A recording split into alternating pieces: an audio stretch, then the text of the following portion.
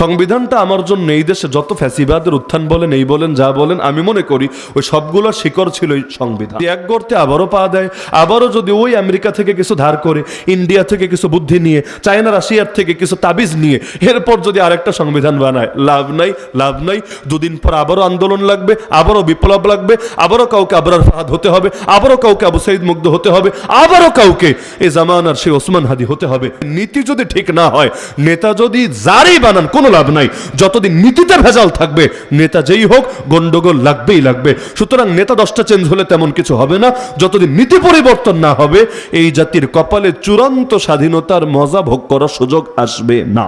হাফিজ গোলাম মুস্তাফা রহমতুল্লাহ আলাইহি তালিম ও সুন্নাহ মাদ্রাসার উদ্যোগে আয়োজিত আজকের এই ৪র্থ বার্ষিক সিরাত মাহফিলের সম্মানিত সভাপতি, উপস্থিত আমার শ্রোতা ওয়াজিবুল ইহতারাম হযরত উলামায়ে কেরাম, এলাকার গণ্যমান্য মুরব্বীগণ, স্থানীয় এবং দূর দূরান্ত থেকে আগত দিন দরদি কোরআন প্রেমী প্রিয় তাওহীদি জনতা এবং পর্দার আড়ালে থাকা মা বোনেরা, সিরাত মাহফিল মানেই হলো এই মাহফিলের আলোচ্য বিষয় আল্লাহ রসুল সাল্লাল্লাহু আলাইহি ওয়াসাল্লামের জীবন আদর্শ, জীবন চরিত। নবীজি যে আদর্শ আমাদেরকে শিক্ষা দান করেছেন সেটাই হলো সিরাত। লা ইলাহা ইল্লাল্লাহ বলে আমরা যে ঘোষণা দেই, মুহাম্মদুর রাসূলুল্লাহ সাল্লাল্লাহু আলাইহি ওয়াসাল্লাম তার জিন্দেগি দিয়ে, তার কথা দিয়ে, তার কাজ দিয়ে, তার সব কিছু দিয়ে আমাদেরকে সে জিনিসটাই শিখিয়ে গিয়েছেন হাতে কলমে। তার মানে লা ইলাহা ইল্লাল্লাহ বলার দ্বারা বান্দা যে স্বীকার করে গোলামি চলবে একমাত্র আল্লাহর, আনুগত্য চলবে একমাত্র আল্লাহর, বিধান মান্য করবে একমাত্র আল্লাহর, আমার মাবুদ একমাত্র আল্লাহ, আমার খোদা একমাত্র আল্লাহ, আমার রব একমাত্র আল্লাহ। সারাটা জীবন জুড়ে আল্লাহ রসুল উম্মতকে এই শিক্ষাটাই দিয়ে গিয়েছেন যে তোমার প্রতিটা কাজও যাতে হয় একমাত্র আল্লাহর জন্য, তোমার প্রতিটা হাঁটা চলা, কথা বলা, চুপ থাকা, প্রতিটা জিনিস যাতে হয় একমাত্র আল্লাহর জন্য। তোমার নামাজ, তোমার রোজা, তোমার হজ, তোমার যাকাত, তোমার চাকরি, তোমার ব্যবসা, তোমার দুনিয়ার প্রতিটা কাজ যাতে হয় একমাত্র আল্লাহর জন্য। কারণ গোলামি যেহেতু একমাত্র আল্লাহর, অন্য কারো গোলামির কথা চিন্তা করাটাও তো শিরক। আপনি অন্য কারো গোলামি করবেনটা কিভাবে? জীবনের সব ক্ষেত্রে আল্লাহর বিধান যেহেতু আছে, তাহলে ব্যক্তি জীবনে হোক, পরিবারে হোক, নিজের ঘরবাড়িতে হোক, নিজের সমাজে হোক, নিজের যেখানেই হোক না কেন, গোলামি তো করতে হবে একমাত্র আল্লাহর। তাহলে এক ভাষায় বলা যায় আল্লাহর নবীর সিরাতের শিক্ষাই হলো দুনিয়ার সব গোলামি, দুনিয়ার সব গোলামিকে ছিন্ন করে একমাত্র রবের গোলামি কবুল করে নেওয়ার শিক্ষা। অন্য ভাষায় বললে প্রকৃত স্বাধীনতার শিক্ষা। স্বাধীনতা মানে কি? বান্দা পৃথিবীর কারো অধীন হবে না, বান্দা অন্য কারো বিধানকে নিজের উপর চাপিয়ে নেবে না, অন্য কারো কথায় সে উঠবেও না, বসবেও না। যেমন একসময় আমাদেরকে ব্রিটিশের কথায় ওঠা লাগতো, ব্রিটিশের কথায় বসা লাগতো। কেন? ওরা এই দেশকে দখল করেছে, এটাকে ওদের কলোনি বানিয়ে নিয়েছে। সুতরাং ওরাই এখন রাজা, ওরাই এখন মহারাজা, ওরাই এখন বাদশাহ, ওরা যা বলবে আমাদের সেটাই করা লাগবে। পরবর্তীতে ক্ষমতায় যারা আসলো, তারাও অনেক সময় এমন এমন বিধান চালানোর চেষ্টা করলো যেটা হয়তো আল্লাহ বিধানের সঙ্গে সাংঘর্ষিক। এরপরও তারা ক্ষমতা দিয়ে চাইলো যে কোনো ভাবে জাতিকে এটা মানিয়ে ছাড়বে। তাহলে জমিনের মধ্যে অনেক সময় এমন হয়, কেউ নিজের ক্ষমতা দিয়ে, কেউ নিজের আধিপত্য দিয়ে, কেউ নিজের শক্তি দিয়ে, কেউ নিজের বল দিয়ে আরেকজনকে চেষ্টা করে নিজের গোলামি কবুল করতে। কোনো স্বামীও যদি তার স্ত্রীকে বাধ্য করে তুই পর্দা করতে পারবি না, তোরে পর্দানসীন দেখতে আমার ভালো লাগে না, সুতরাং বেপর্দা হয়ে তোরে চলতে হবে, আমি যেই পার্টিতে নিয়ে যাই সেখানে তোকে যেতে হবে, আমার ঘরে আমার ছোট ভাই, বড় ভাই, এদের সাথে পর্দা করতে পারবি না, এখানেও তোকে স্বাভাবিকভাবে তাদের সামনে আসা যাওয়া করতে হবে। তাহলে এই স্বামীও তো তার স্ত্রীর উপর আল্লাহর গোলামি বাদ দিয়ে তার গোলামি মানাকে বাধ্য করে দিচ্ছে। একইভাবে কোন বাবা মাও যদি সন্তানকে বাধ্য করে তুই নামাজ পড়তে পারবি না, মুখে দাড়ি রাখতে পারবি না, হুজুরদের সঙ্গে চলাফেরা করতে পারবি না, দ্বীনি মেহনতে থাকতে পারবি না, তোকে অন্য আরো 10টা যুবক ছেলের মতো এই জামানায় দুনিয়ার মধ্যে দুনিয়ার জীবনটা নিয়ে সন্তুষ্ট থাকতে হবে, পরকাল নিয়ে তোকে ভাবার কোনো সুযোগই নাই। তাহলে ওই বাবা মাও তার উপরে, সেই সন্তানের উপরে আল্লাহর গোলামি বাদ দিয়ে অন্য কারো গোলামি বাধ্য করার চেষ্টা চালাচ্ছে। আজর যেমন চেয়েছিল নবী ইব্রাহিমকেও শিরকে লিপ্ত করবে, আজর যেমন চেয়েছিল নবী ইব্রাহিমকেও শিরকে লিপ্ত করবে, লূত আলাইহিস সালামের স্ত্রী যেমন চেয়েছিল তার স্বামীকেও আল্লাহর পথ থেকে সরানোর চেষ্টা করবে, তার দ্বারাও বিভিন্ন পাপের ব্যাপারে সমর্থন আদায়ের চেষ্টা করবে। তাহলে এরকম দুনিয়ার কেউ যদি অন্য কারো উপর আল্লাহ বাদ দিয়ে অন্য কারো গোলামি চাপিয়ে দেওয়ার চেষ্টা করে, তার বিরুদ্ধে অবস্থান নেওয়াও আল্লাহর নবী এবং ইসলামের শিক্ষা বটে। তাহলে মানুষ দুনিয়ার সকলের থেকে হবে স্বাধীন। এক সাহাবী বিশাল এক বাহিনী নিয়ে গেলেন যুদ্ধের মাঠে। যাদের বিরুদ্ধে যুদ্ধে গেলেন তারা অবাক যে আরে এরা কি চায়, কেন লাগতে আসলো আমাদের বিরুদ্ধে? কারণ এরা ডাকাতও না, এরা চাঁদাবাজও না, এরা সন্ত্রাসীও না, আবার এরা দখলবাজও না। দখলবাজ মানে দেশ দখল করবে, খাবে, এখানে যা আছে সব দামি সম্পদ কেড়ে নেবে, এমনও না। এগুলো তো দুনিয়ায় বহু দেশ করে। ফ্রান্স গিয়ে আফ্রিকার অনেক দেশ দখল করেছে, তাদের মাটির নিচেও যত দামি দামি সম্পদ আছে সব চুরি করে নিয়ে গেছে। ব্রিটিশরা এসে 190 বছর আমাদের দখলে রেখেছে। ওরা আসার আগে এই অঞ্চল অর্থনৈতিকভাবেও ছিল এত উন্নত, এত উন্নত।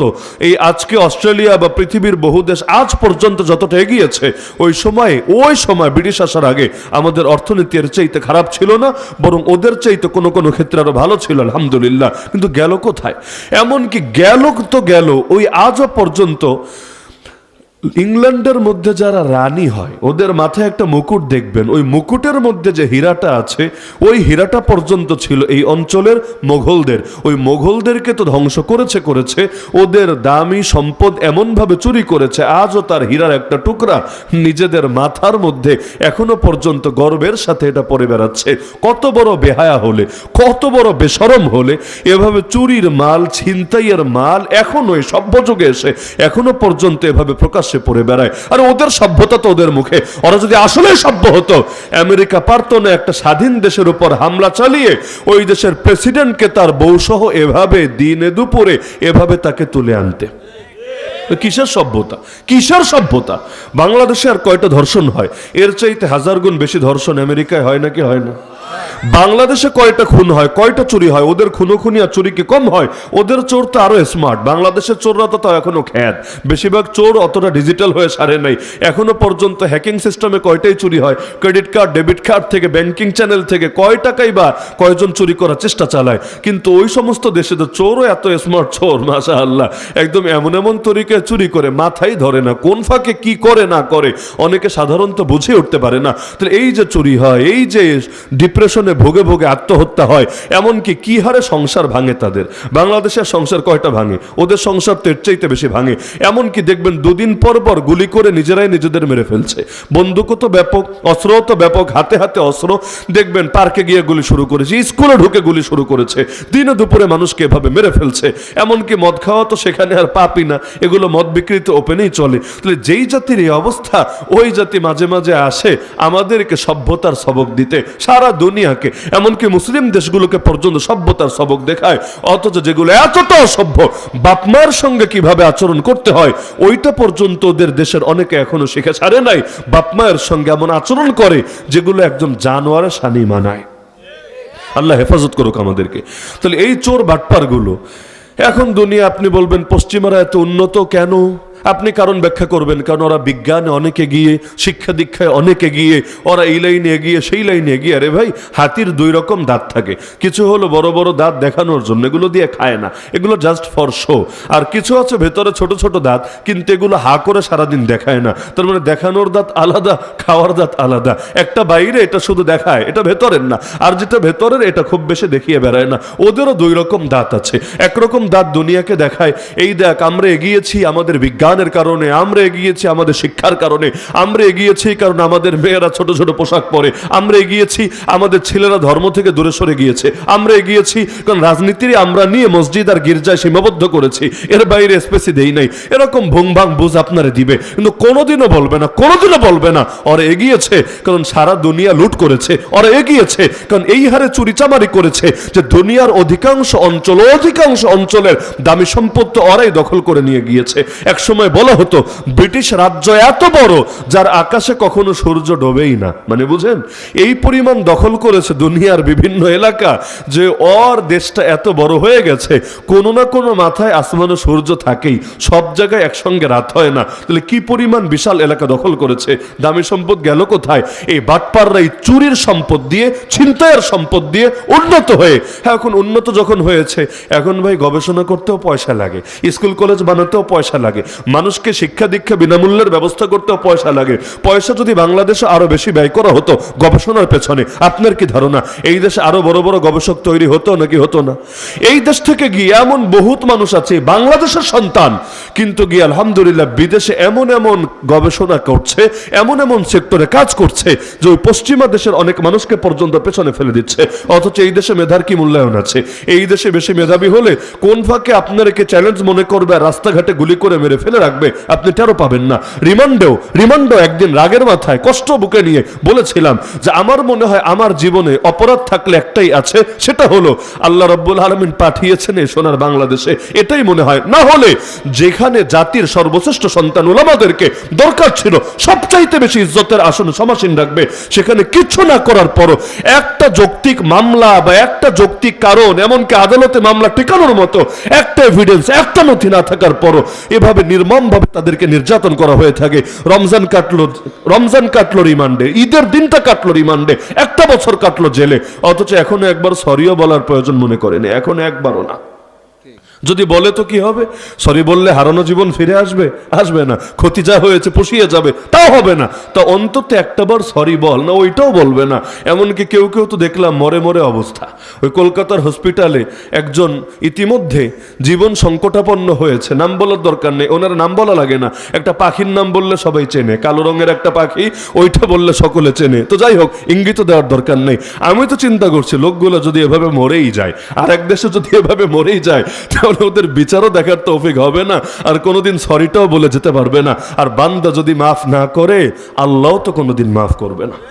মরার আগে তাও যদি মাফটুকু নিয়ে যেতে পারে তাও আশা আছে, তাও আশা আছে, যত বড় জালেম হোক। আরে বান্দাই যদি হক ছেড়ে দেয় আল্লাহর মাফ করতে তো আর কোনো সমস্যা নেই, আল্লাহ মাফ করে দিবেন ইনশাআল্লাহ। তো বান্দা যদি হক না ছাড়ে আর মাফটাও যদি চাওয়ার সুযোগ না পায় আর বিচারও যদি না হয়, এভাবে যদি মরে যায়, আমার আল্লাহর সামনে কোন মুখে দাঁড়াবে? দুনিয়ার কেউ ইনসাফ দেখ বা না দেখ, আমার আল্লাহ তো দিবে। তার চাইতে বড় ঝামেলা দূর দূরান্তে মরলে জানাজাই বা কিভাবে লোক যাবে?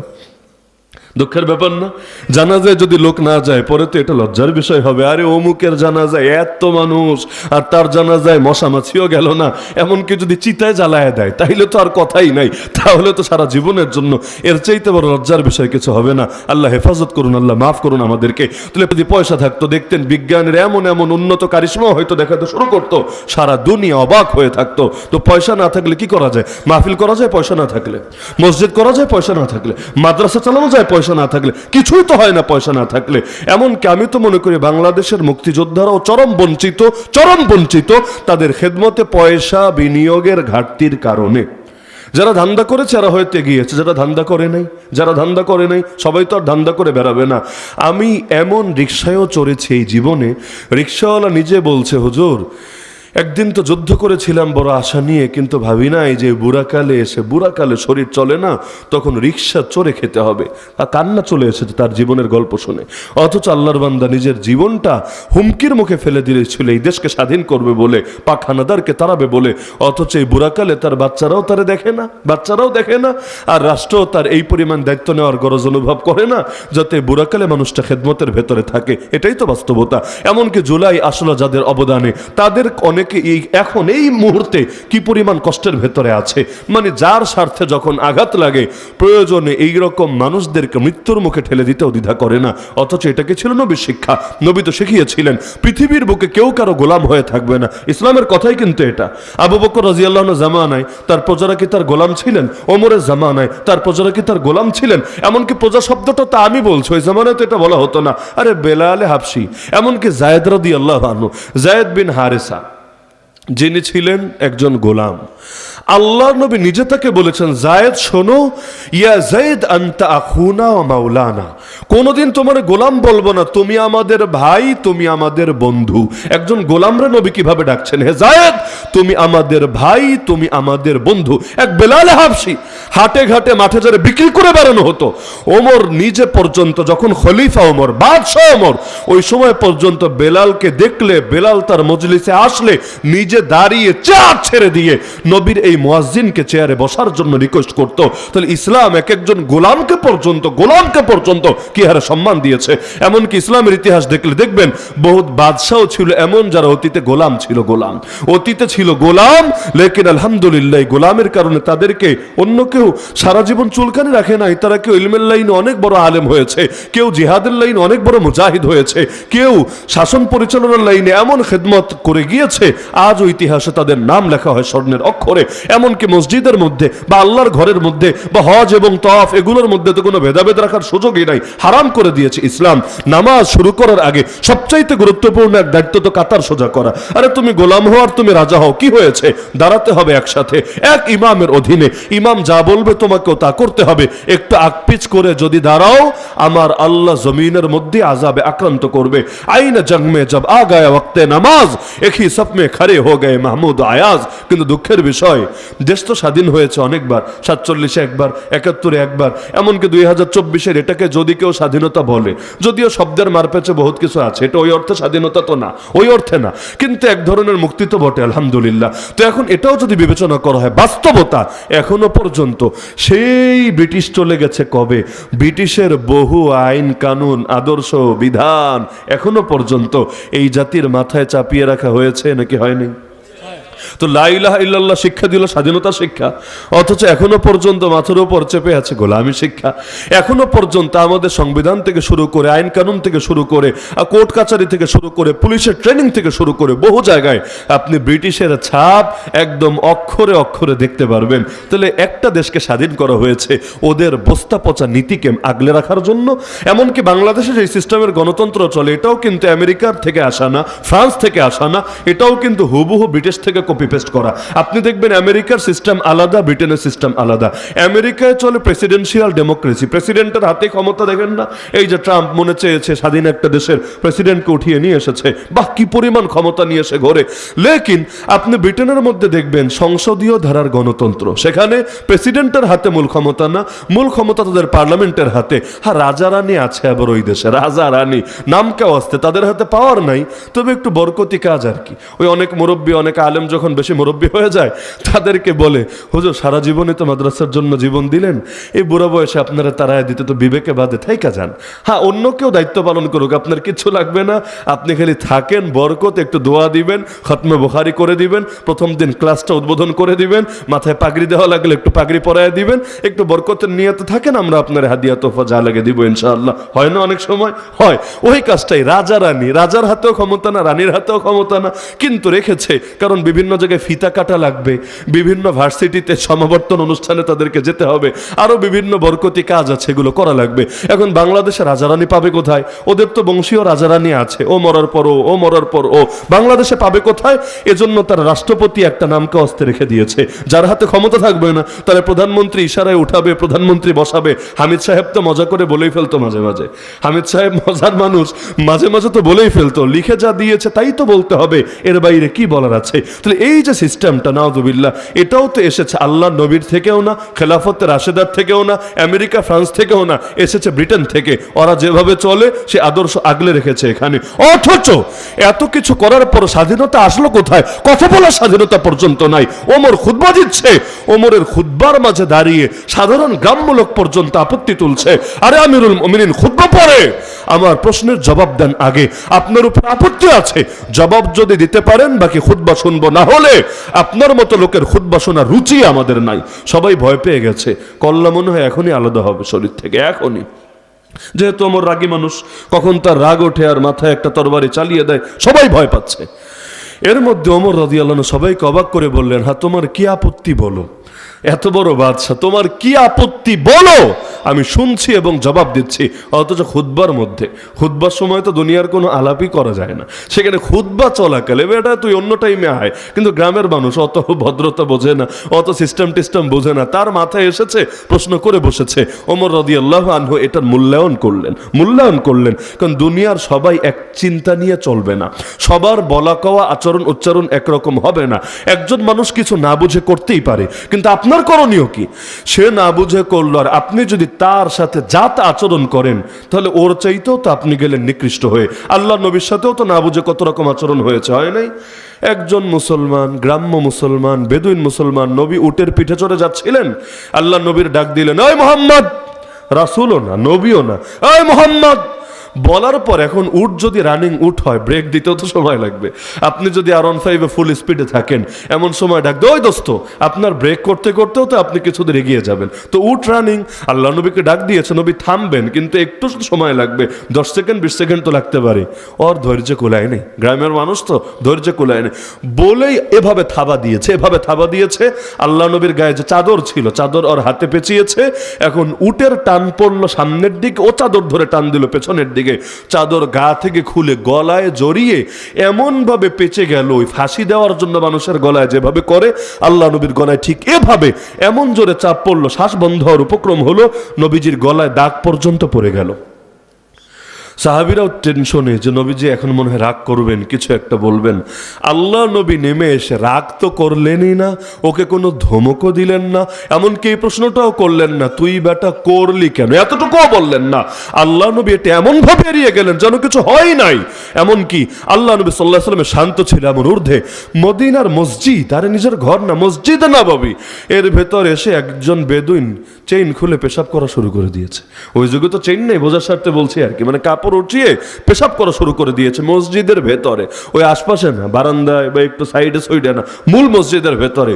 সাহাবীরা তো গিয়েছেন রাগান্বিত হয়ে, তাদের ভাবতে এমন, আজকে তোরে খাইছি, তোর কপাল খারাপ, তো এত বড় সাহস, তা আল্লাহর ঘরে এসে পেশাব করছিস, আরে ভাই এই যুগে করলে উপায় আছে?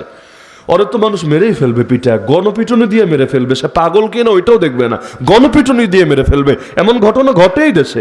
পাগল, সে না বোঝার কারণে কিছু একটা করেছে, পাবলিক একদম আগুন দিয়ে জ্বালিয়ে দিয়েছে, ওর কোনো ব্যাখ্যাও শোনে নাই, ওর কোনো ওজরও দেখে না, আগুন দিয়ে জ্বালিয়ে জায়গায় পুড়িয়ে মেরে ফেলেছে, এই দেশের ঘটনা।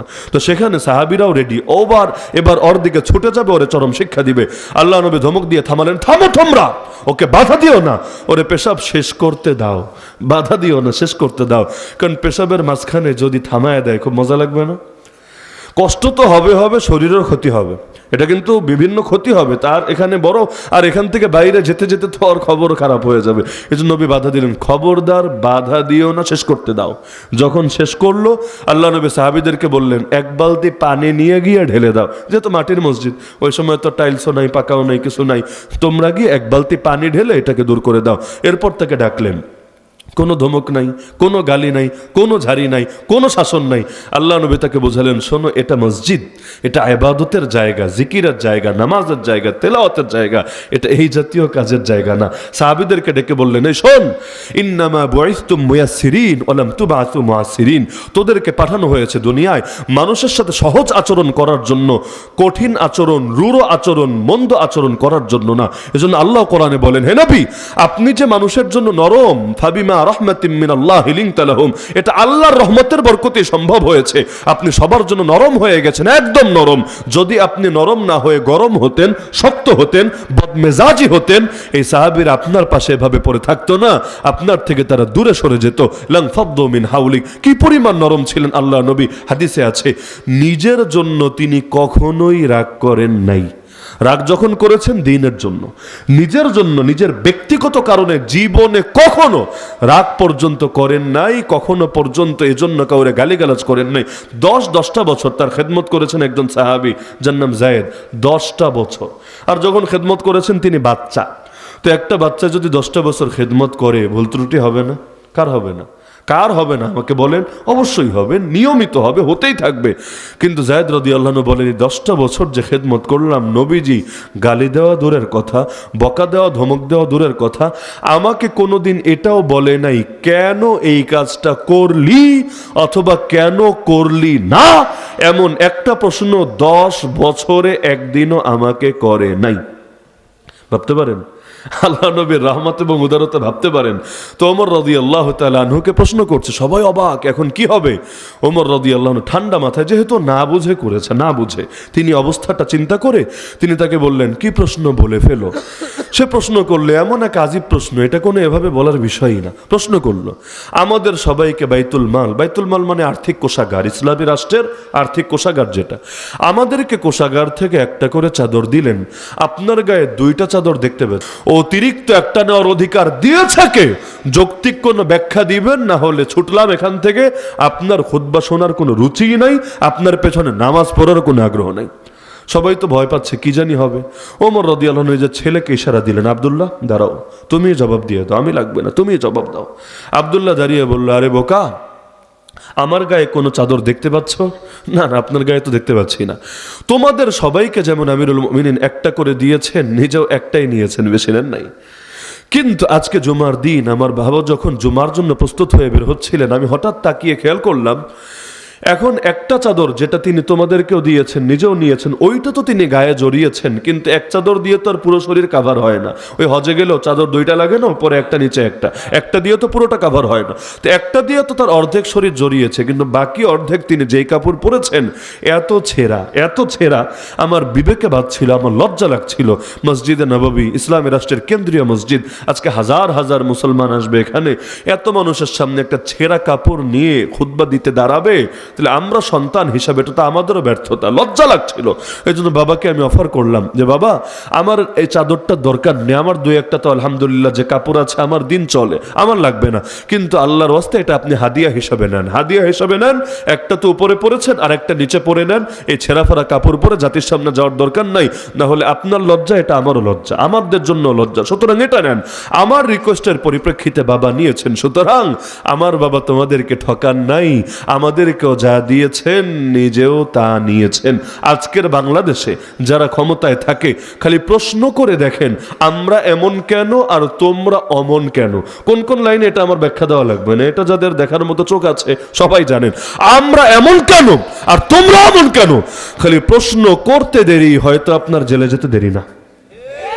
তাও তো এখন নেয় জেলে, আগে তো কই যে নিয়ে যেত, মাঝে মাঝে আর খোঁজও পাওয়া যেত না, জিন্দা অবস্থায় নিত, কখনো লাশ আর পাওয়া যেত না, চিরতরে হারিয়ে যেত।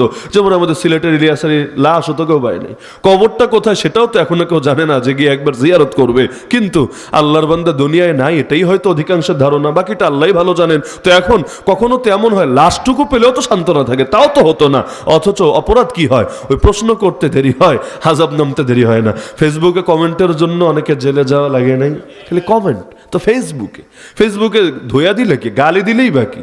আরে ভাই, ইজ্জতওয়ালার ইজ্জত তো আল্লাহই রক্ষা করে। আমার নবীরে কত গালি দেয় দুনিয়ার বুকে, কি হয়েছে? আমার নবীর মানকে কমাতে পেরেছে, বরঞ্চ যারা গালি দিয়েছে ওরাই কলঙ্কিত হয়েছে, আমার আল্লাহ ওদেরকে লাঞ্ছিত করেছে। এমনকি ওদের তো শাস্তিও হয়েছে, যেখানে যেখানে শাস্তির ব্যবস্থা আছে আলহামদুলিল্লাহ, আর যেখানে মানুষ শাস্তি দেয় নাই আল্লাহ গায়বীভাবে এগুলোর শিক্ষা দিয়েছে। যেমন কয়েক বছর আগে কোরবানির দিন এক বেয়াদব কোরআন পড়িয়েছিল, ঈদগাহে মানুষ যাচ্ছিল, ওদের সামনে কোরআন পড়িয়েছিল। পরবর্তীতে ওই বেয়াদবের লাশ পাওয়া গিয়েছে রাস্তায়, আজও কেউ জানে না কে মারলো, কিভাবে মরলো। এত উন্নত দেশ, কেউ জানে না, আমার আল্লাহই ভালো জানেন। ফেরেশতা দিয়ে সাইজ করলেন না কিভাবে করলেন, আমার আল্লাহই ভালো জানেন। দুনিয়ার বুকে শিক্ষা হয়েছে, এখন কে আরে স্মরণ করে, কে আরে অমর করে রাখে, কিন্তু আল্লাহর জন্য যারা এগিয়ে যায় আল্লাহ নিজেই তো তাদেরকে অমর করে রাখে। এই যে ওসমান হাদি বেঁচে থাকলে কি হতো, সর্বোচ্চ একজন এমপি হতো, সর্বোচ্চ। তাও তো বলা যায় না, নির্বাচন তো ভাগ্যের বিষয়। আপনি যত বড় নেতা হন, নির্বাচনের একদিন আগেও যদি সুষ্ঠু নির্বাচন হয়, আপনি ভবিষ্যৎবাণী তো করতে পারবেন না, কারণ আল্লাহ কখন কি ঘটান না ঘটান এটা তো সম্পূর্ণ গায়েবের ব্যাপার। তো বেঁচে থাকলে সর্বোচ্চ হলে একটা এমপি হতো, এমপি হওয়ার পরও জনপ্রিয়তা বাড়তো কি গ্যারান্টি আছে?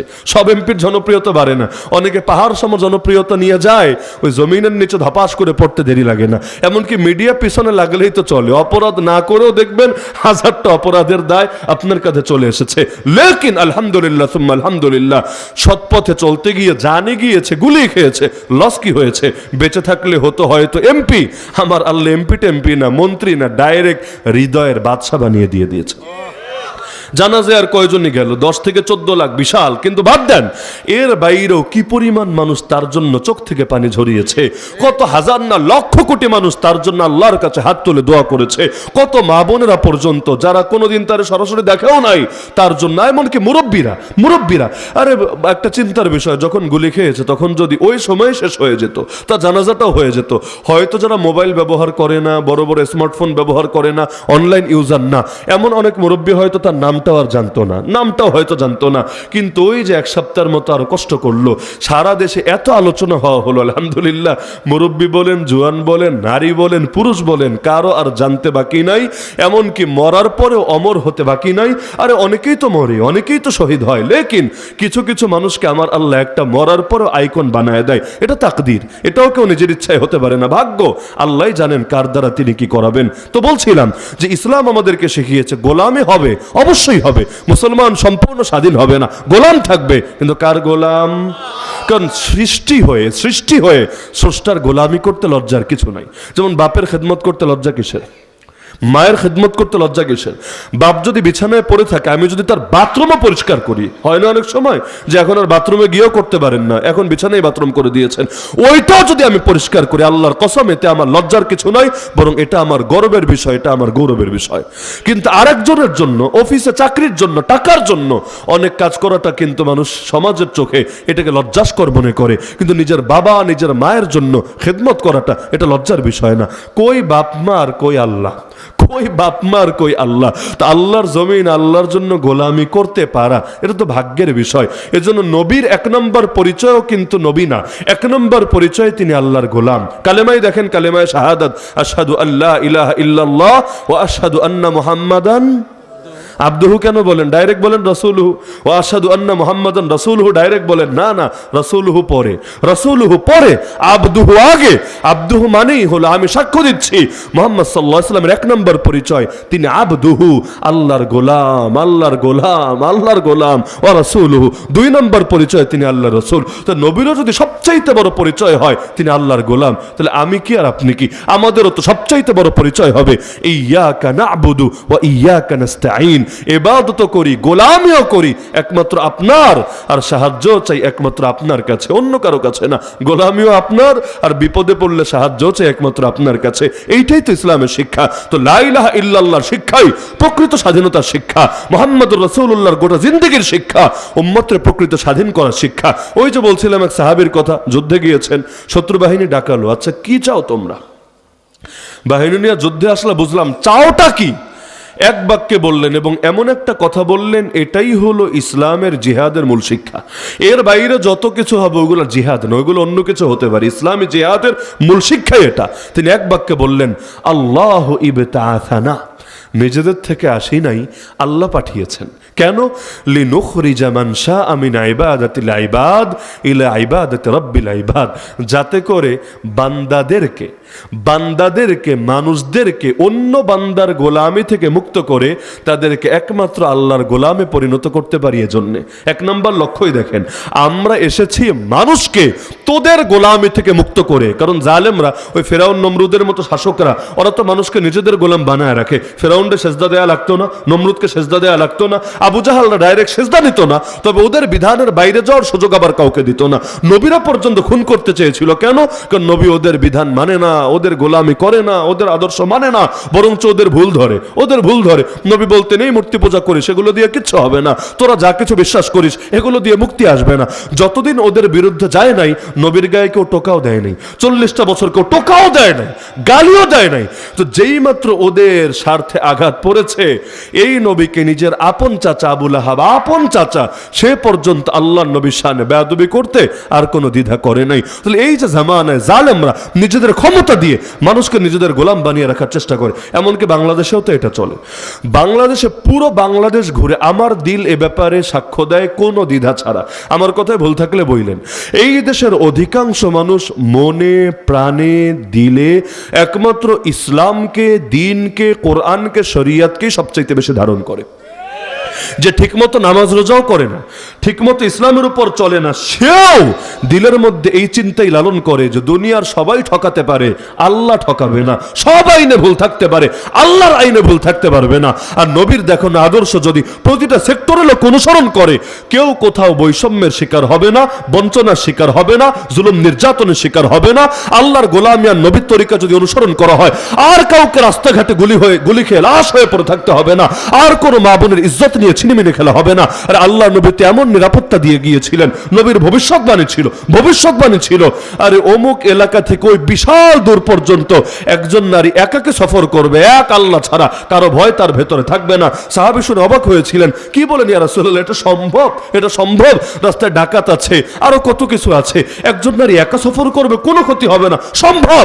তিনি তার জীবদ্দশায় যখন ওই দৃশ্য দেখেছেন, আলহামদুলিল্লাহ, এক নারী সেই হিরা থেকে শুরু করে বিশাল দূর পর্যন্ত সফর করেছেন, আল্লাহর ঘরে পর্যন্ত হাজির হয়ে গিয়েছেন। এটা দেখে তিনি অবাক। তিনি বলেন, আর এটাই তো সেই নিরাপত্তা, যে নিরাপত্তার ভবিষ্যৎবাণী আল্লাহ নবী করে দিয়েছিলেন। অথচ আজকে সম্পদের নিরাপত্তা নাই, প্রাণের নিরাপত্তা নাই। আরে নেতাদেরকে তো ভিভিআইপি প্রটোকল দেয়, আমারে আপনারে কি দেয়? আমারে আপনারে কি দেয়? অনেককে তো গানম্যানও দিয়ে দেয়। কিন্তু আপনি যখন রাস্তা দিয়ে চলেন, আপনার নিরাপত্তা নিয়ে কে ফিকির করে? কি হারে ডাকাতি হয় এখন বাংলাদেশে। গত 2 সপ্তাহে আমি অন্তত 5 জন বক্তা, মানে যারা ওয়াজ করে, মাহফিল করে, অন্তত 5 জন বক্তার লাইভ দেখেছি। একই রোডে, একই জায়গায় একটু আগ পরে যারা ডাকাতির শিকার হয়েছে, গাড়ি ভাঙচুর হয়েছে। ওই কুমিল্লা থেকে মেঘনা ব্রিজ হয়ে ঢাকার যে রোডটা আছে ওই জায়গায়, একই জায়গায়। এবং আরও অনেকগুলো ভিডিও ভাইরাল হয়েছে যে ওই জ্যামের মধ্যে গাড়ি আটকে যায়, আর প্রকাশ্যে এসে প্রথমে গাড়ির গ্লাস ভাঙে, এরপর একদম দা ধরে, রামদা ধরে। আপনার গাড়ির গ্লাসও যদি ভাঙে আর ভেতরে দা ধরে, কি করা আছে? আপনি যত বড় বীর বাহাদুর হন, কিচ্ছু করতে পারবেন না, সেখানে দিয়ে দিতে হবে। এখন পেছনের গাড়ি বা পাশের গাড়ি থেকে কেউ কেউ ভিডিও করে ছেড়ে দিচ্ছে। নিরাপত্তা কোথায়? কোথায় নিরাপত্তা? এখন সবাই রেখে আর্মি দিয়ে প্রটোকল দিবে? সবাইকে কি ভিভিআইপি নিরাপত্তার ব্যবস্থা করবে? কিছুই নাই। এই দেশ নিরাপত্তা দেবে না, দিচ্ছে না যে আপনারা ওইটা স্বীকারও করবে না। এমনকি মানুষ নিজের নিরাপত্তা রক্ষা করতে পারে ওইটাও তারা সুযোগ দিবে না। আপনাদের মনে থাকার কথা, কিছুদিন আগে আর্মি একটা গাড়ি আটকালো। গাড়ির পেছনে ওই যে ব্যাগডালার ভেতরে তারা ওই বাচ্চারা যে খেলে, ওই যে কি বলে, বেসবলের ব্যাট, এই ব্যাটটা পেল। এই ব্যাট পাওয়া কিন্তু আইনত নিষিদ্ধ না, কোনো আইনে নাই যে খেলার ব্যাট, এবং সেটা বেসবলেরই হোক আর ক্রিকেটেরই হোক আর যাই হোক, এটা রাখা নিষিদ্ধ, কেউ বলে নাই। এমনকি সে স্পষ্ট ঘোষণা দিচ্ছে যে এটা তো ভদ্রভাবে, এটা তো আমার ছেলের ব্যাট। আমার এখানে মাঝে মাঝে বাচ্চা সাইকেলও থাকে, মাঝে মাঝে ক্রিকেটের ব্যাটও থাকে, মাঝে মাঝে ফুটবলও থাকে, হকিও থাকে। তার কথাগুলো গাড়িতে থাকবে কেন? আরে ভাই, বাচ্চা গাড়িতে করে মাঠে যায়, গাড়িতে করে খেলাধুলা করে। ঢাকা শহরে আর মাঠ ঘরের সঙ্গে সঙ্গে থাকে না। তুই হয়রানি করেছে, ওই ভিডিওতে পুরো বাংলাদেশ দেখেছে। তার নিরাপত্তা দিবে না? বেসবলের একটা ব্যাট যদি রাখে, এইটা নিয়েও ভয় পাবে, হায় হায় এইটা নিয়ে কি করবে? অথচ গুন্ডারা ঠিকই ঘুরে বেড়াবে, ওদের কিচ্ছু হবে না। এই যে ইলেকশন সামনে চলে এসেছে, হারিয়ে যাওয়া অস্ত্রগুলো তো এখন উদ্ধার হয় নাই। বাংলাদেশে কত হাজার হাজার অস্ত্র লুট হলো, কই সেগুলো? সেগুলো কই? নির্বাচন কাছে আসবে আর অস্ত্রগুলো উদ্ধার হবে না। এরপর খুব সুন্দর একদম ছক্কা মারা নির্বাচন হবে, লেভেল প্লেইং ফিল্ড হয়ে উল্টা যাবে, ঘোড়ার ডিম হবে। যতদিন পর্যন্ত নিরাপত্তার ব্যবস্থা না হবে, এই মানুষ খালি সংস্কার সংস্কার সংস্কার সংস্কার, সকাল বিকাল 100 বার করে জিকির, এটা শুনতে শুনতে কান ঝালাপালা হবে। 1 বছর 1.5 বছর পরে ঘুম ভাঙবে, কিরে কোন সংস্কার পেলাম? এর চাইতে ঘোড়া যদি কোনোদিন ডিম পারতে পারে, ওইটাও হবে বড় সংস্কার। মানে এইটাও পৃথিবীর বুকে একটা আজীব সংস্কার। নাহলে কি সংস্কার হয়েছে? আমার আল্লাহর অধিকারও তো এখনো দেয়নি। সংবিধান একসময় ছিল না, আল্লাহর উপর পূর্ণ আস্থা ও বিশ্বাস ছিল নাকি ছিল না? আজও পর্যন্ত জুলাই সনদেও তো এটা স্থান পায়নি।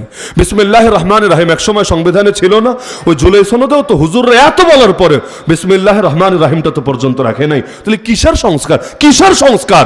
এখনো এই দেশে ধর্ষণ হয় না, এখনো রাস্তাঘাটে মানুষকে হত্যা করা হয় না। এমনকি হত্যা হওয়ার এতদিন পরেও খুনিরা কোথায়? খুনিরা কোথায়? এত প্রসিদ্ধ ব্যক্তি মারা যাওয়ার পরও, এত আলোচিত ঘটনা ঘটার পরও খুনিরা যদি এখনো থাকে অধরা, আমারে আপনারা যদি কেউ মেরে চলে যায়, ওই খুনির কি হবে? এটা কি আর বলা লাগে? এক আল্লাহই মনে হয় বিশেষ কুদরতে আমাদেরকে বাঁচিয়ে রেখেছে। না হলে এই দেশে যে হারে দুর্নীতি চলে, অন্যায় চলে, সন্ত্রাস চলে, এরপরও যে এখনো 2-4টা খেয়ে পরে বেঁচে আছি, তো খাই কি? খাই তো বিষ খাই। ব্যবসায়ীরা কি খায় আমাদেরকে? মানুষ তো খালি নেতাদেরকে গালি দেয়, ব্যবসায়ীরা কি খায় আমাদেরকে? এমনকি এক ব্যবসায়ী এক খাবারে বিষ মিশায়, ও আবার আরেক খাবার কিনতে গিয়ে সেখানে ঠিকই বিষ খায়। এমনকি বিষ তো এমন ভাবে ঢুকেছে, বিষের মধ্যেও বিষ ঢুকেছে, মানে বিষ খায়ও মানুষ মরে না। মাঝখানে একটা শুনলাম, এক লোক বিষ খেয়েছে মরার জন্য, ওর আর ভাল লাগে না, দুনিয়ায় মরে যাবে। তো বিষ খাওয়ার পর অপেক্ষায়, কিরা আজরাইল আসে না কেন? 2 মিনিট গেল এখনো আসে না, 5 মিনিট গেল এখনো আসে না। আজরাইলের তো নাম্বারও নাই যে কল বা মিস কল দিয়ে তাড়াতাড়ি আসতে বলবে। আসে না তো আসেই না, সে পেরেশান। লাস্টে মেডিকেল গিয়েছে, চেক টেক করেছে, এখন টেস্ট মেস করে দেখে, হায় রে, সে যেটাকে বিষ ভেবে খেয়েছে, কিনেছে বিষ হিসাবে ঠিক আছে, কিন্তু এটা 2 নাম্বার বিষ, এটাতে কাজ হবে না। ওই বিষ খায়ও মানুষ মরতে পারছে না, মানে ভেজাল ঢুকতে ঢুকতে ওই বিষের মধ্যে পর্যন্ত ভেজাল ঢুকেছে, এটা দিয়ে পর্যন্ত মানুষ মারতে পারবে না। আল্লাহ হেফাজত করুক আমাদেরকে। সুতরাং ইসলামের শিক্ষাই প্রকৃত স্বাধীনতার শিক্ষা। যতদিন কাফের মুশরিকদের গোলামি না ছাড়বেন, এক আল্লাহর গোলামি কবুল না করবেন, দুনিয়া শান্তি পাবেন না ভাই। রাস্তা হলেই শান্তি আসে না।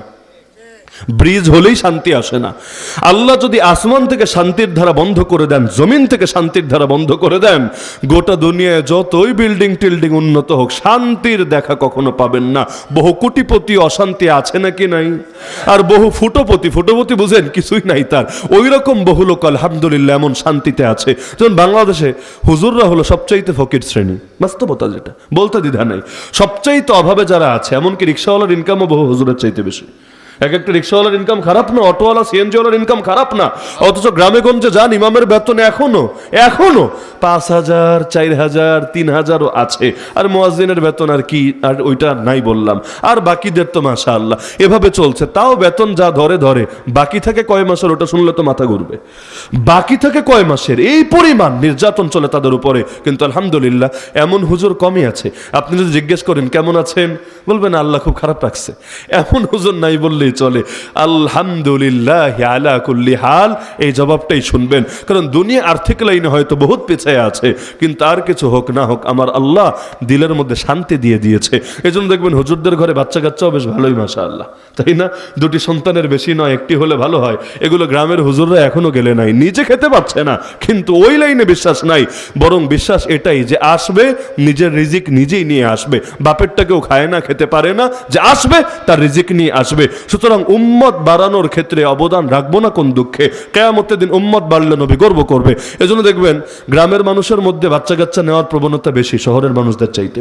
শিক্ষিতদের চাইতে যারা কম শিক্ষিত তাদের মধ্যে প্রবণতা বেশি, কারণ আল্লাহর উপর তাদের ভক্তি, তাদের শ্রদ্ধা, তাদের আস্থা বেশি আছে। এমনকি শহরাঞ্চলে হুজুরদের নিয়ে যেই হারে চুলকানি দেখবেন, গ্রামে সেই হারে এখনো মানুষ হুজুরদের জন্য আলহামদুলিল্লাহ দিল উজাড় করে দিতে অনেক বেশি এগিয়ে থাকতে দেখবেন। আমার ভালো লাগে মাঝে মাঝে গ্রামে গেলে, যে কোনো গ্রামে। কারণ গ্রামের মানুষ রাস্তাঘাটের লাইনে পিছায়। যেমন ধরেন ওই ময়মনসিংহ পুরো বিভাগটা আপনি দেখেন, বহুত লাইনে তারা অর্থনৈতিকভাবে পিছিয়ে, অনেক লাইনে বঞ্চিত। কিন্তু এক একটা মাহফিল দেখলে মাথা ঘুরে যায়। আর মাহফিলে উঠায় কখন? আপনার তো মাহফিলে আমি উঠবো 8টা, 9টা, 10টায়, তাও 11টা বাজলে মানুষ ক্লান্ত হয়ে যাবে। আর ওইখানে রাত 2টা, 3টা, 1:30টা টাইমই দেয় এমন। হুজুর আপনি একটু 1:30টার পরে উঠলে ভালো হয়। কিরে ভাই এত রাত্রে ঘুমাবো কখন? না হুজুর আগে উঠলে ঝামেলা, আমাদের মাহফিল শুরুই হয় 10টা থেকে। মাহফিল শুরুই হয়, এর আগে হলো লোকাল বক্তারা হালকা পাতলা বলতে থাকে। এই রাত জেগে বুড়া মানুষ কাঁথা কম্বল গায়ে দিয়ে চলে আসে।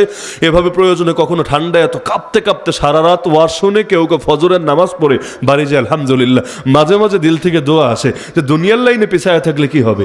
কাজ করতে করতে আপনি ফ্যাটি মানুষও খুব বেশি দেখি না। ফ্যাটি বুঝেন, মানে চর্বি হয়েছি, মোটা মোটা প্যাট, এমনও খুব বেশি দেখি না। কাজ করতে করতে শরীরের অবস্থা টাইট, কিন্তু আলহামদুলিল্লাহ আলেমরা ডাক দিতে দেরি, জান প্রাণ উজাড় করে মাঠে নেমে আসতে দেরি না। এমনকি আমি নিজেও তো কাজ করছি এখন একদম গ্রামাঞ্চলে। সিলেটের সবচাইতে অবহেলিত এলাকা, সীমান্তবর্তী এলাকা যেখানে আমি এখন কাজ করছি, সে গোয়েনঘাট, কোম্পানিগঞ্জ, জৈন্তা। দুনিয়ার লাইনে এত পিছায়, এই যুগেও যদি আপনি রাস্তা দেখেন, রাস্তা ব্যাস আপনার প্রাণ তৃপ্ত হয়ে যাবে। বাংলাদেশ কি সিঙ্গাপুর হয়েছে নাকি 100 বছর পিছিয়ে আছে? খালি রাস্তা দেখলেই হবে।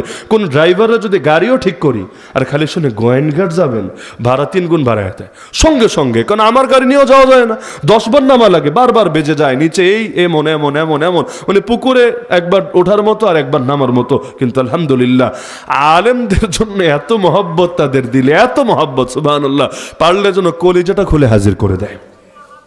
এমনকি হরিপুর একটা এলাকা আছে এখনো, কেউ যদি জাফলং যান কখনো ঘুরতে, ওই এলাকার উপর দিয়ে যাবেন। সেই এলাকায় আমার কথা সন্দেহ হলে নেমে একদিন নিজেরা জিজ্ঞেস করেন। আজকে দুপুরে আমি সেখানে ছিলাম। সেই এলাকার বৈশিষ্ট্য হলো, বাজারের মধ্যে বা সেই অঞ্চলের মধ্যে কেউ গান বাজনা করবে প্রকাশ্যে, বক্স বাজাবে, অথবা কেউ পিকনিকে যাওয়ার সময় ওই এলাকার উপর দিয়ে ট্রাকে হোক বাসে হোক বক্স বাজায় যাবে। আজকের এই যুগেও কেউ কল্পনাও করতে পারবে না। যদি কেউ এভাবে ছোটাও শুরু করে, এলাকার হুজুর লাগবে না, জুয়ান ছেলেরাই গাড়ি থামাবে, সব বক্স নামাবে, ওদেরকে কানে ধরাবে, চিরতরে তওবা করাবে, এরপর ওদেরকে এখান থেকে যাওয়ার সুযোগ করে দিবে। কেন? পুলিশের আইন আছে এমন, অথবা রাষ্ট্রীয় কোন আইন আছে এমন না।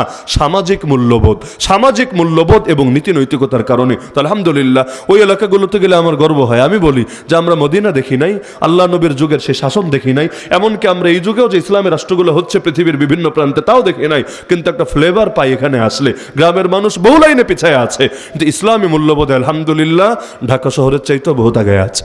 তাহলে এটাই তো দরকার। এমন উন্নত হওয়া হলাম যে আল্লাহর থেকে দূরে সরে গেলাম, কি হবে উন্নতি দিয়ে? এমন উন্নত তো কারুনও হয়েছিল, এমন উন্নত তো ফেরাউন নমরুদ হয়েছিল, লাভ হয় নাই। আমাদেরকে উন্নত হলেও হতে হবে নবী সুলাইমানের মতো, একদিকে ছিলেন বাদশাহ আর একদিকে ছিলেন নবীউল্লাহ।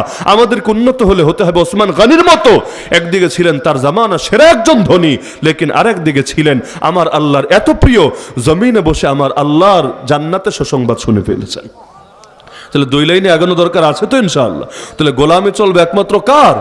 বাকি সব গোলামের বন্ধন ছিন্ন করতে হবে, এটাই ইসলামের শিক্ষা। আলহামদুলিল্লাহ, আল্লাহ মাঝে মাঝে সুযোগ করে দেয়। যেমন মনে করেন বাংলাদেশের সংবিধানটা বড় ঝামেলা এতদিন পর্যন্ত, যেটা মাথার উপর চাপানো আছে, কারণ ওই কাফেরদের থেকে কপি পেস্ট করে ওই সময় তাড়াহুড়ো করে লেখা হয়েছে।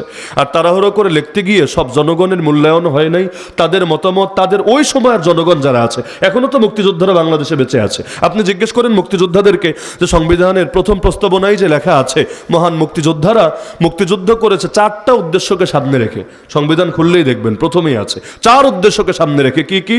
গণতন্ত্র, সমাজতন্ত্র, ধর্মনিরপেক্ষতাবাদ আর জাতীয়তাবাদ। এই 4 মাকসাদ সামনে রেখে আমার তো মনে হয় কোন গ্রামে যদি এখনো সবচাইতে বেশি মুক্তিযুদ্ধ বেঁচে থাকে, এই বেলাবো গ্রামটার নামই সবার আগে আসবে। আমার ধারণা এই গ্রামের মুক্তিযোদ্ধারা আমার সামনে আশপাশে বসে আছেন, ভুল হলে তারা আমাকে এখনই বলুক ইনশাআল্লাহ। সেটা হলো এই যে 4টা উদ্দেশ্য বলা হলো, সমাজতন্ত্র, জাতীয়তাবাদ, ধর্মনিরপেক্ষতা, আমার দুই পাশে সবাই মুক্তিযোদ্ধা, এই ক্যামেরাগুলো সাক্ষী হয়ে থাকবে ইনশাআল্লাহ।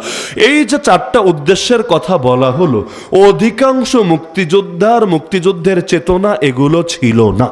এমনকি মুক্তিযুদ্ধ যে 9 মাস হয়েছে সেখানে এই সমাজতন্ত্রের জন্য আমরা যুদ্ধ করছি, সমাজতন্ত্রের জন্য যুদ্ধ করছি, ধর্ম নিরপেক্ষতাবাদের জন্য যুদ্ধ করছি, এমন শব্দ একবারও কেউ উচ্চারণ করে নাই। ওই সময় 3টা শব্দ উচ্চারিত হতো, 3টা, ওর মধ্যে এইগুলা নাই। তাহলে এই সমাজতন্ত্রের কথা কোত্থেকে আসলো? সব বাদ দেন, বাংলাদেশে সমাজতন্ত্র বোঝে কয়জন?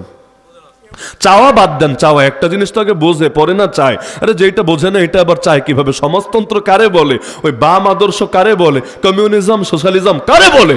এটা এই দেশে বোঝে কয়জন? যদি না বোঝে, এত হাজার হাজার মুক্তিযোদ্ধার উপর যে এটা চাপিয়ে দেওয়া হলো, এটা জুলুম না? এমনকি ধর্মনিরপেক্ষতাবাদ মানে রাষ্ট্রকে, অর্থনীতি, রাজনীতি, বিচার আচার, আইন কানুনকে ধর্মের আওতা থেকে মুক্ত রাখা, এমনকি শিক্ষা ব্যবস্থা এগুলোকেও ধর্মের আওতা থেকে মুক্ত রাখা, ধর্মরে ম্যানকে চিপায় রেখে দেওয়া, মানে মাদ্রাসা, মাহফিল এবং তাবলিগ, মার্কাজ, এই কয়েকটা জায়গায় ধর্মরে একদম ঠাইসা ধরে রাখা, এর বাইরে ধর্মরে আর স্পেস না দেওয়া। এই মাকসাদ নিয়ে কয়জন যুদ্ধ করেছে? বরং অধিকাংশ মুক্তিযোদ্ধা যুদ্ধ শুরু করেছে আল্লাহর নাম নিয়ে, বিপদে পড়লো নামাজ পড়ে সাহায্য চেয়েছে আল্লাহর কাছে, জীবনের সব ক্ষেত্রে আল্লাহকে আঁকড়ে ধরেই তারা বাঁচতে চেয়েছে, মরার সময় আল্লাহর নাম নিয়েই তারা মরতে চেয়েছে।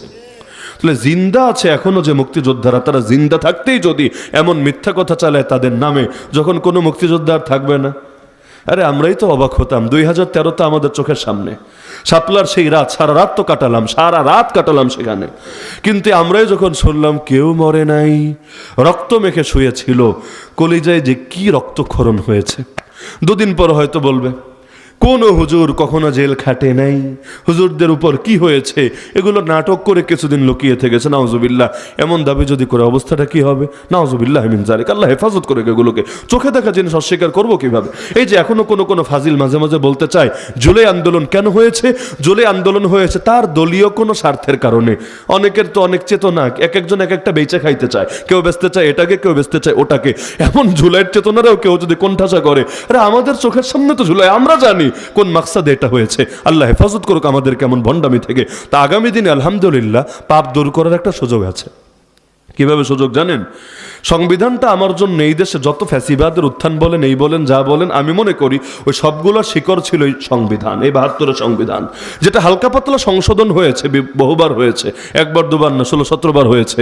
কিন্তু মূলেই যদি ঝামেলা থাকে, ওই হালকা উপর দিয়ে চিরুনি করে দিলে কি হবে, যতক্ষণ মূল ঠিক না হবে। তা আগামীতে যে সংসদ হবে, ওই সংসদের কাজ কিন্তু আগের মতো না, খালি রাস্তাঘাট বানানোর কিছু বিল উত্থাপন করলাম, কিছু 2-1টা আইন কানুন সংশোধন করলাম, বরঞ্চ আমার ভালো লেগেছে সংবিধানটাও নতুন করে প্রণয়ন হবে, যদি সুযোগ কাজে লাগাতে পারে আর কি। আর যদি এক গর্তে আবারও পা দেয়, আবারও যদি ওই আমেরিকা থেকে কিছু ধার করে, ইন্ডিয়া থেকে কিছু বুদ্ধি নিয়ে, চায়না রাশিয়ার থেকে কিছু তাবিজ নিয়ে, এরপর যদি আরেকটা সংবিধান বানায়, লাভ নাই। 2 দিন পর আবারও আন্দোলন লাগবে, আবারও বিপ্লব লাগবে, আবারও কাউকে আবরার ফাহাদ হতে হবে, আবারও কাউকে আবু সাইদ মুগ্ধ হতে হবে, আবারও কাউকে এই জামানার সেই ওসমান হাদি হতে হবে। লেকিন গোড়া যদি ঠিক হয়, মাথায় রাখবেন, নীতি যদি ঠিক না হয়, নেতা যদি যারই বানান, কোনো লাভ নাই। যতদিন নীতিতে ভেজাল থাকবে, নেতা যেই হোক, গন্ডগোল লাগবেই লাগবে। সুতরাং নেতা 10টা চেঞ্জ হলে তেমন কিছু হবে না। যতদিন নীতি পরিবর্তন না হবে, এই জাতির কপালে চূড়ান্ত স্বাধীনতার মজা ভোগ করার সুযোগ আসবে না।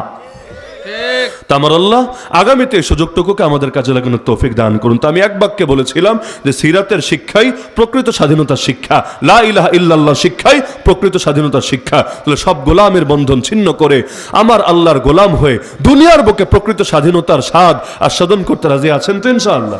আল্লাহ সবাইকে তৌফিক দান করুন, আমিন। আজকে চিন্তায় ছিলাম যে যত সময় আসতে পারবো কিনা।